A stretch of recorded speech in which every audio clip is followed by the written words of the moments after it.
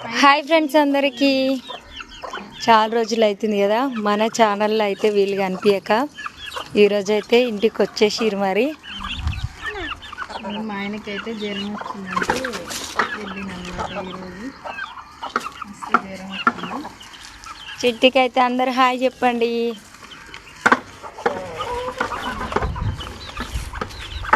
అమ్ములు hi చెప్పు.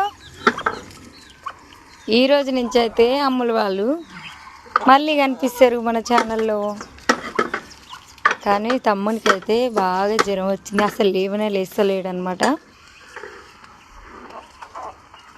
నీరసం అయిపోయాడు. వీడికి కొన్ని సంవత్సరాల తర్వాత అసలు వాడు పుట్టిన కాంచి ఇప్పుడే ఎక్కువ వచ్చింది నాకు అంటుండు జ్వరం.